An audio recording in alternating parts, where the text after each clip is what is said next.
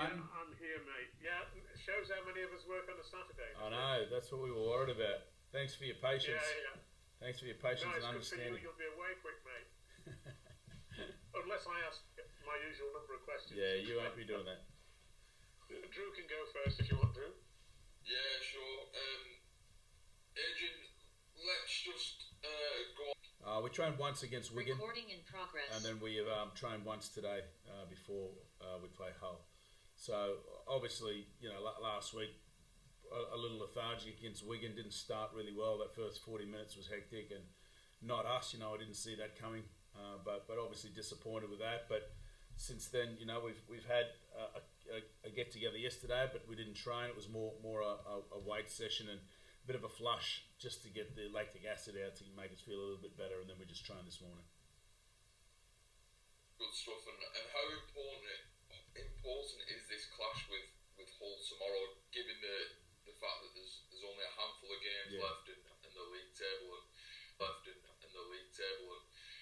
home here, so it's always difficult. Castleford away into Wigan away.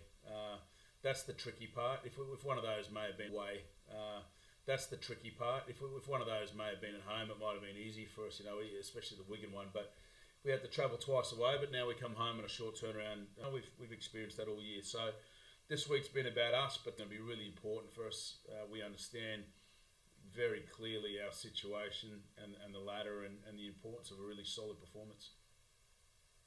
Yeah, just on the team news, there's obviously no Matt Moylan. You said that after the Wigan game earlier in the week. Have you found anything more about him, about how long he's expected to be out for, short term, long term? Yeah, we're just going to rest him for this game on a 5-day turnaround into this one. If it was a big final or something like that, we'd play him, but we're not going to risk that, with only a handful of games left. So Zach Hardacre, who played a pretty good second half, to be honest, is going to take up that position there, and then we welcome back Tom O'Mone back from his HIA. So the forward pack's quite a decent pack, probably our strongest, which we haven't had to field. I think we've only fielded it 3 times this year, so that'll be Tom O'Mone, Mulhern and Apape.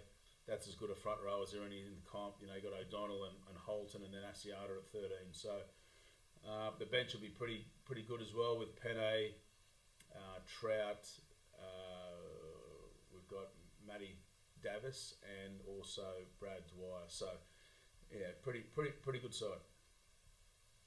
Yeah, can I just ask about Gaz O'Brien as well? Is his protocols just is it about just following that protocol and he'll be back next week? Because I know we had 2 rushes within a short space of time. Yeah, it's usually a 12-day thing, but because he's had a few in close proximity to each other, he's had to spend that extra week on the sidelines. So we were hoping he'd be right for this one, but it doesn't fit in the days with the short turnaround. So he'll be right for Salford next week.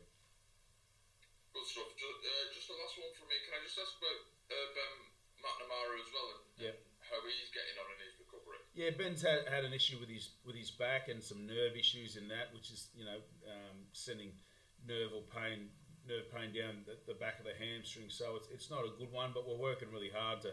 It's one of those ones where it's time that heals that. So he's back out in the field running now. He has had some complications with it, but he's not far off. Good stuff, Adrian. All the best tomorrow. Cheers, mate. We'll see you here. Hi, Adrian. Yeah, just look, obviously disappointing result for you on Tuesday. My view should have been played over the international weekend, but I'm sure you probably share that view. To be honest, did that game show that you just can't play more than one game a week, Adrian? At this game, the game, I know a lot of people will say at one time players played loads of games. But it's so much faster and combative and collision-based now is Rugby League, and I just don't think you can. It's difficult. I mean, it's not ideal because we only had a 130-minute session during the week, but both teams are in the same situation. You can't, and Wigan played extremely well with what they had there. So, it's more of an attitude and a mindset, I think.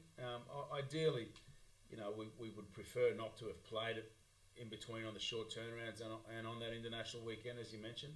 But it is what it is, and this is the last part of that difficult period now. And like I said earlier, we're just grateful that we're playing Hull at home and not away again like I said, when you have short turnarounds and 3 games in 10 days or whatever it is, you want to have the middle game at least at home so that you can break it up. But that wasn't to be.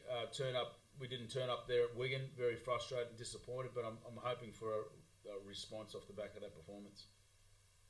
You regret picking Matt Moylan in that game now because he did look a bit buggered, really.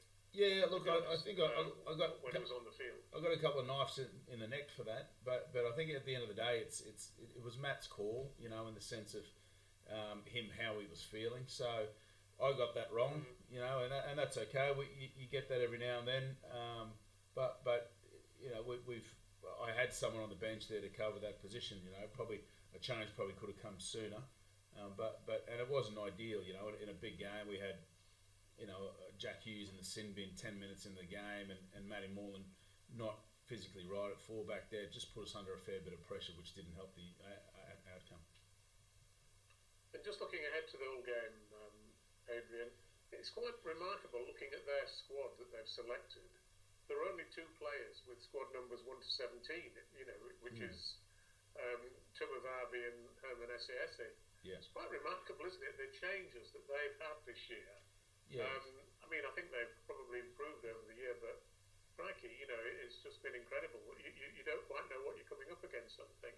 Yeah, I think, we've been through an injury phase ourselves, so I understand it better than anyone this year. It's very difficult to field the side sometimes, or your best side, which you want to do in the big games. But, this week's been more about us for that reason.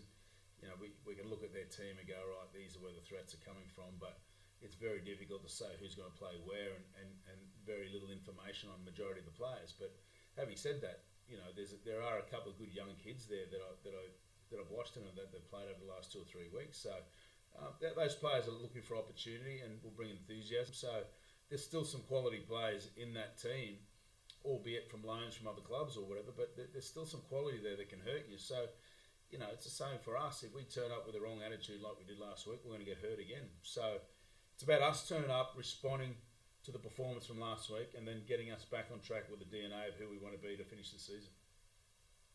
And just looking ahead a little bit more, if we assume that you do beat Hull, which you would think on the form book you would do, but then it's Salford next week, Adrian, and that's a really crucial game for you, isn't it? Because if you look at the ground you've got to make up to get into the 6, and Salford are one of those sides you could draw back. Yeah. It could hardly be more important. Is what I'm saying. Yeah, and we'll address that next week when we get to it. But yeah, you're certainly right. This probably guarantees them a semi-final spot if they beat us. But having said that, we're in a position now where. We can't afford any more slip-ups. We understand the math and the situation that we're in, but what we're in control of is the 80 minutes on Friday, Saturday or Sunday this week. So that's what we've got to focus on, make sure we stick to the process.